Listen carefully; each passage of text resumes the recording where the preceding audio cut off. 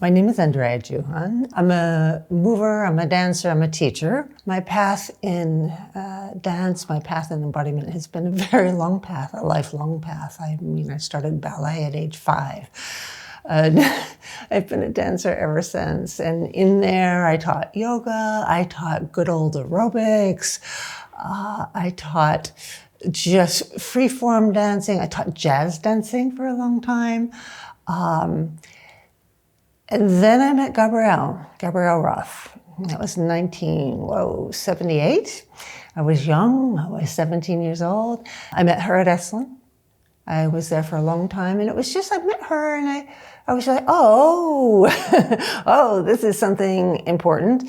And then I went and studied with Anna Halperin because she was also at Esalen, and Daria. I always felt more connected with Daria than Anna, but I took their training. I think that was in 1980. And then I just kind of searched dance in all sorts of different ways. Emily Conrad was around in those days, Natalie Rogers.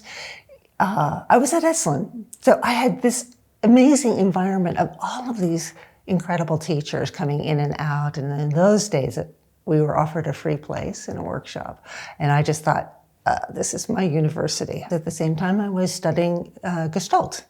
I was at Esalen. That's the root community language that we would use there. And so I was studying Gestalt practice with Dick and Chris Price. And I was a body worker. That was my first job at Esalen, as I was on the massage crew. So body from every angle. Somewhere in there, the worlds converged. I was understanding our process through body psychotherapy, through Reichian work, through family therapy. I was understanding the body through my hands, through tissue, through anatomy. I was understanding the body through dance. And in that, I discovered the body is many bodies. The body isn't an emotional body. The body is very much engaged with our mental process, our stories, our identities, our understandings about what we're experiencing, and very much connected to a spiritual path. That really set me on a lifelong path. I have not veered. I have not had another job. My father has been a great teacher of mine. He was a student of Fritz Perls, and I was at the same time assisting him and learning from his. He was really one of the founders of body psychotherapy, one of those early guys, along with Ron Kurtz. And, so I really got to learn that. And then I had this dance world with Gabrielle. And so I had them together. I couldn't separate. So yes, I brought a lot of psychology or emotional intelligence, or just some of the things that we know in psychology really help people to feel themselves, or what gets in the way of feeling ourselves. More importantly, how we stop, how we block, how we lose our information about what we need and who we are. So yeah, I brought that to 5 Rhythms a lot. In my teaching, my dear Gabrielle, teacher of mine, we had such a interesting, complex relationship. I was her student and devoted to her practice and her work and her school until she died. And always trying to bring in the psychology. And she, on the one hand, really valued me, really needed me for some things, could see that I had a gift for understanding embodiment in that way. And at the same time, it made her very uncomfortable. She had a feeling like perhaps therapy was in the head and it's all this stuff and we don't need that. And so I really got both messages from her. But if I go by action and not word, I was deeply supported by her. She gave me a lot of room on her staff, in her trainings. She supported me in the encounter work I do, the open floor work, which is now a school, but at the beginning it was just my own personal exploration. She gave me a lot of support. Open floor came from Gestalt. We did in Gestalt we do open seat. In the open seat work, I always felt though I don't want to sit. I'm a mover. I want you to track me in my movement, because there I'm speaking something that I need some reflection. I need to be held there. I don't want to sit. But there was there was not really that happening. I couldn't find that. It was not quite in, authentic movement was close. I also trained in that. I kept trying to find what, and finally I thought, okay, I just do it. I'm not going to find it for me, but I'm going to do it. And I spent years just kind of inviting people to say, okay, I'm going to track you and you move and we'll just see what arises.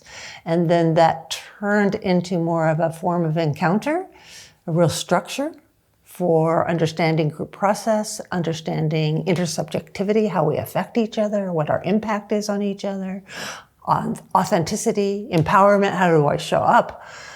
So that's what I had called open floor. When Gabrielle died, I and my dear colleagues, Kathy and Laurie, who I have been deeply embedded with, we were needing a new home that felt a little bit more expansive than what we had come from. And it just felt like, well, I have a home here. An open floor could hold a lot. It was a bit of a struggle for me to go, oh, okay.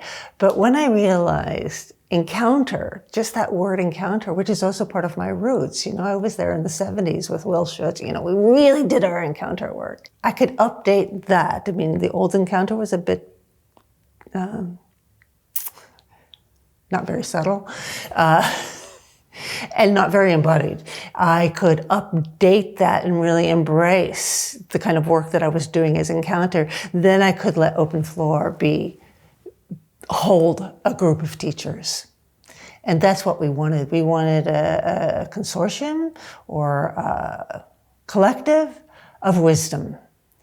And about 14 of us, 10 of us, and we were kind of in and out there of senior teachers. I mean, people, we have been doing this for decades. Most of us came from the 5 rhythms. We thought, what do we know?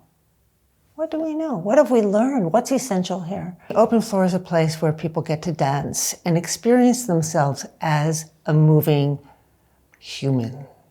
To experience themselves as alive, to experience themselves in whatever feeling they have, to know their physicality in this world. It's a synthesis. No, it's not a form. It's not necessarily a technique. Although we do have a structure of learning embodiment. That we have. We do have a structure and guidelines and resources of how to learn to be in your body in a way that's authentic, in a way that's grounded, in a way that's true for you. So in that way we use dance, movement. I almost don't like the word dance. I'm not thrilled with that title, conscious dance practice. Although as the field grows, I think open floor could be housed under that umbrella. But we could also be a movement therapy practice. We could be an expressive arts practice. We're definitely a movement meditation practice. So all of those descriptions would, for me, particularly in my teaching, fit what I do. What I see next on the horizon for this body of work, not just open floor, but all these modalities that are coming alive in our culture right now, which gives me such great pleasure of being one of the seed planters for so many years to see soul motion, movement medicine, Azul, all of that. It gives me great pleasure to see that. I see that we're in an embodiment crisis in our culture. The more we become digitalized, the less we know about ourselves. The more smart gadgets we have, the less smart we become about our own kinesthetic reality, our own experiential, our subjective reality. And that I think is a huge danger.